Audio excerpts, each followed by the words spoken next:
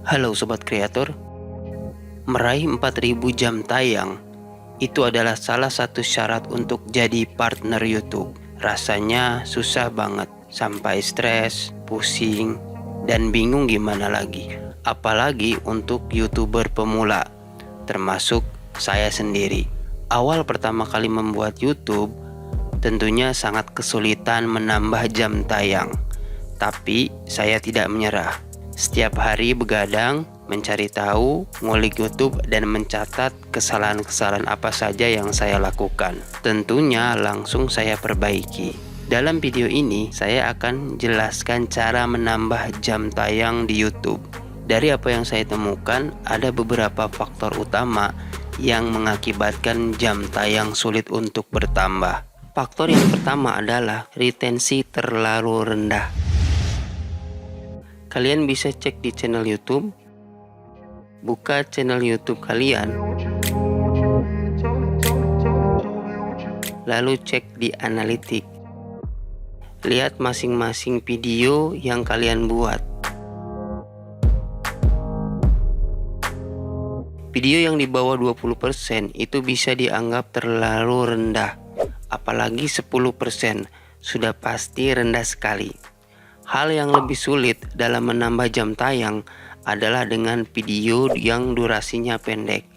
Misalnya kalian buat video 8 menit dan retensinya cuma 28,1%. Itu berarti average durationnya cuma 2,18 menit.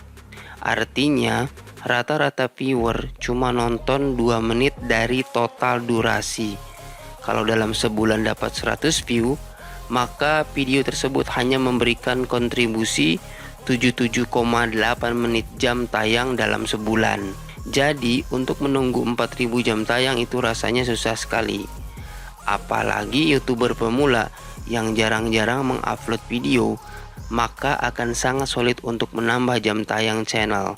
Nah Sobat Kreator, algoritma YouTube itu cenderung merekomendasikan video yang memiliki retensi, average duration, dan jam tayang yang tinggi. Karena video tersebut bisa bikin viewer betah nonton dan menghabiskan waktu di YouTube. Sehingga sangat penting untuk menambah jumlah video yang diupload ke channel YouTube kita. Dan ini hanya bisa dilakukan dengan konsistensi jika kita memiliki jadwal upload video. Jadi langkah yang pertama yang harus dilakukan adalah mengoptimasi retensi video kalian. Walaupun jumlah view yang didapat belum banyak, tapi kalau retensi tinggi, video tersebut memiliki kesempatan untuk direkomendasikan.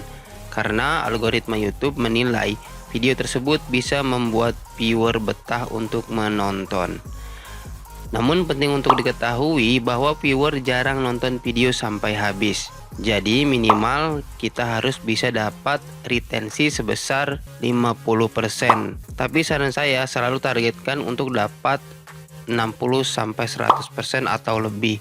Skill penting yang harus dipelajari adalah cara bikin video berdurasi panjang dan bisa meraih retensi tinggi. Nah Sobat Kreator, misalnya video kalian berdurasi 15 menit dan retensinya 40%. Berarti average view durasinya adalah 6 menit.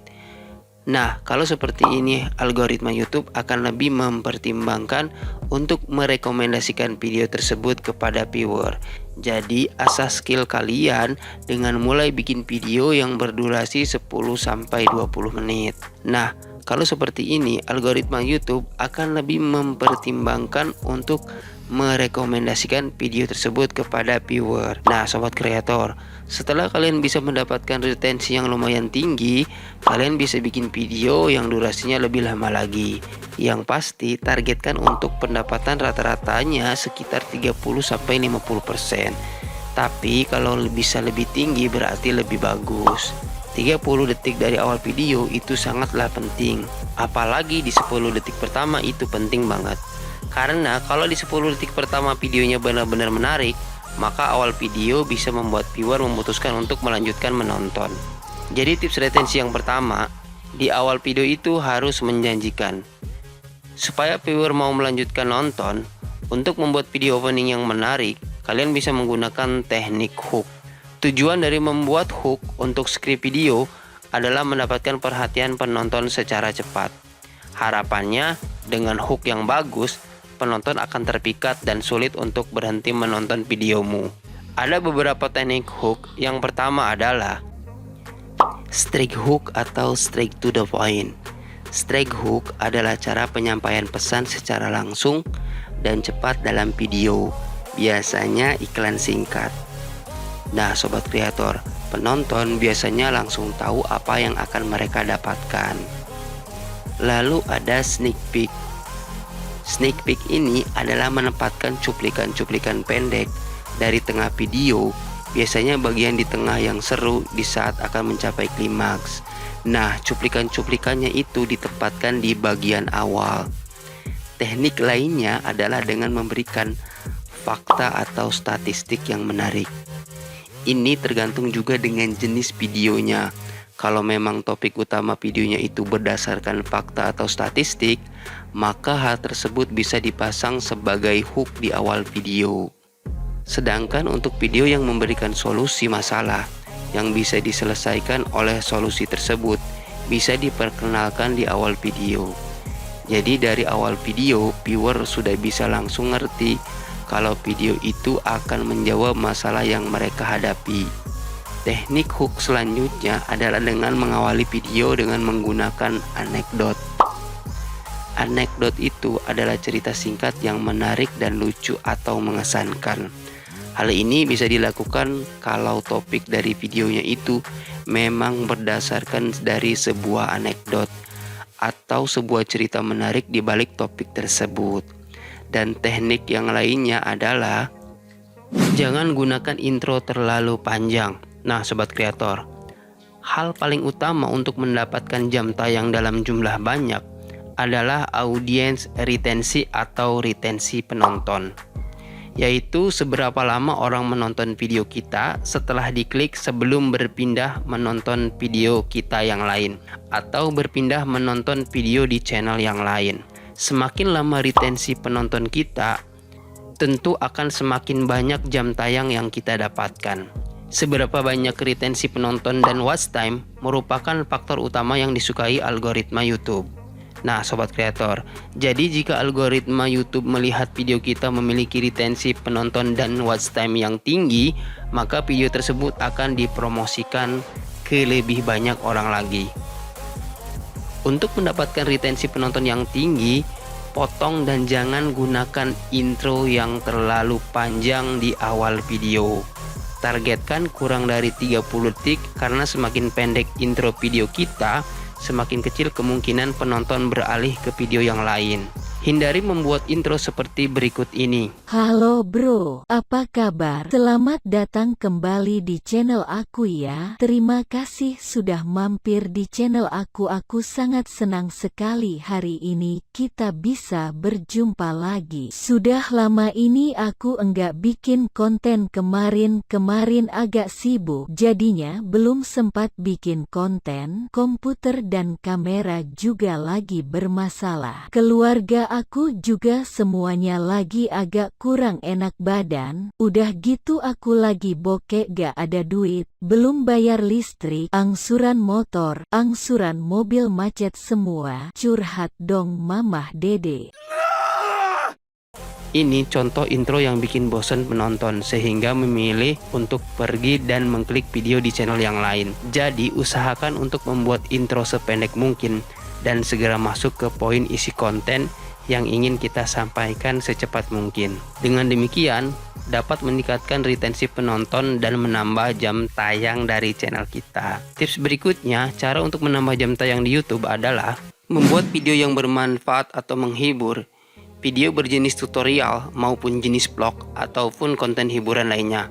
Membuat video yang bermanfaat untuk penonton seperti video tutorial, video cara membuat sesuatu, atau video tips dan trik adalah jenis-jenis video yang banyak mendapat klik, view, dan watch time. Pada video-video yang tidak memberikan manfaat ataupun menghibur, penonton biasanya hanya mendapatkan retensi penonton yang rendah. Biasanya mendapatkan retensi di bawah 30% saja. Sedangkan video-video yang memberikan banyak manfaat buat penonton biasanya memiliki retensi penonton 40-70%. Karena saat menonton video tersebut, penonton merasakan manfaat dan cenderung memiliki keterikatan untuk menonton video sampai selesai. Jadi, jika kita ingin menambahkan jam tayang YouTube, fokuslah untuk membuat konten yang bermanfaat dan menghibur, sehingga penonton memiliki alasan untuk terus menonton video kita sampai selesai. Tips retensi berikutnya, rencanakan struktur dari video supaya alurnya itu jelas. Struktur video YouTube itu nggak perlu rumit, jadi awalnya bisa dimulai dengan hook seperti yang tadi sudah dijelaskan. Kalau dilanjutkan dengan exposition ini bisa latar belakang insiden atau hal-hal lainnya yang melatar belakangi topik dari video tersebut. Nah, sobat kreator, lalu kalian lanjutkan dengan isi dari kontennya atau dagingnya sampai mencapai klimaks, dan terakhir lanjutkan dengan call to action. Jadi di saat video akan berakhir, kalian jangan langsung ngucapin selamat tinggal, tapi ajaklah viewer untuk melakukan sesuatu, misalnya untuk like atau mensubscribe channel kalian. Tapi kalau saya biasanya mengajak viewer untuk menonton video-video lainnya. Saya biasanya melakukan secara lisan dan juga dibantu dengan memasang end screen.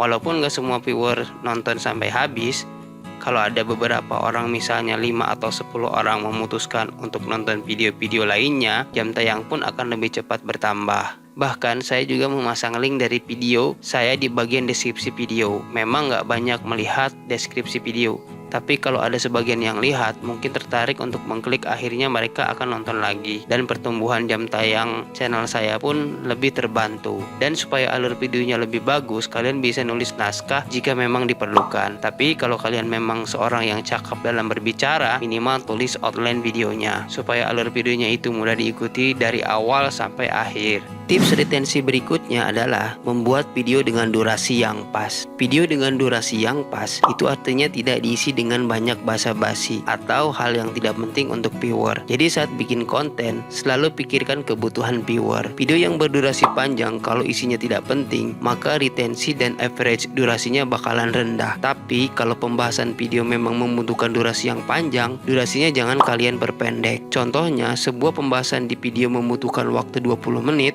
agar bisa memuaskan viewer. Jangan diperpendek jadi 10 menit hanya karena ingin cepat beres. Setelah beres ngedit, biasanya saya nggak langsung upload, tapi saya tonton dahulu videonya. Kalau memang butuh direvisi dan dirasa ada hal-hal yang kurang, maka akan saya tambahkan. Tapi kalau ada sesuatu yang kurang penting, maka akan saya hapus. Namun penting untuk diketahui, retensi yang tinggi itu bisa jadi percuma kalau CTR terlalu rendah, karena viewer itu harus ngeklik thumbnailnya dulu untuk nonton sebuah video. Kalau judul dan thumbnailnya videonya tidak menarik, maka jam tayang bakal sulit bertambah karena viewer tidak tertarik untuk menonton. Kalian kalau masuk beranda YouTube tentunya akan memilih menonton video yang tampilannya menarik dan judulnya juga menarik. Jadi cek CTR atau rasio klik tayang untuk video-video yang sudah diupload. Kalau di bawah 3% berarti terlalu rendah. Dalam 2-3 hari setelah upload itu biasanya bagusnya bisa dapat setiap di atas 5%. Setelah semingguan biasanya CTR akan turun.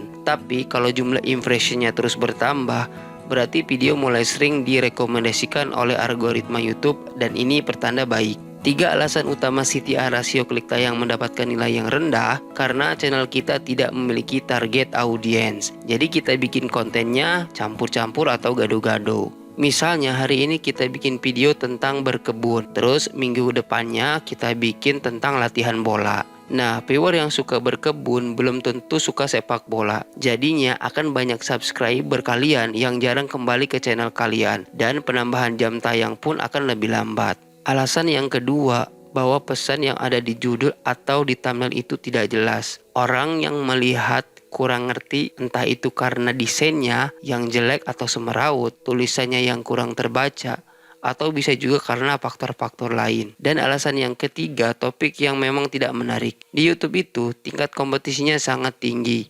Yang namanya channel-channel baru itu terus berdatangan setiap saat. Jadi kalau kita bikin video dengan topik yang terlalu biasa atau nggak penting sama sekali, viewer juga nggak akan tertarik untuk menonton. Jadi untuk mendapatkan CTR yang tinggi, title dan thumbnailnya itu harus menarik dan harus didasari dengan ide yang menarik. Karakteristik ide yang menarik, pertama, sesuai dengan target audience.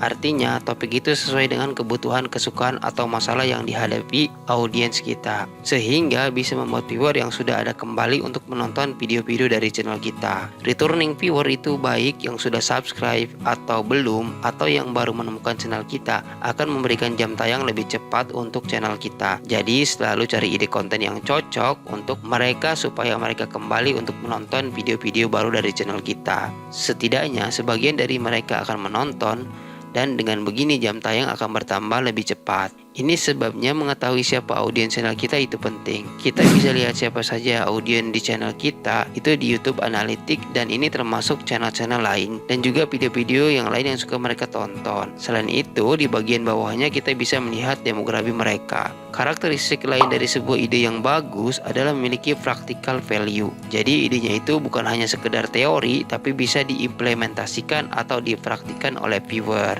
Dan ide seperti ini biasanya berlaku untuk channel edukasi saja. Sedangkan kalau ide konten yang channelnya hiburan, idenya itu bisa berdasarkan sebuah emosi.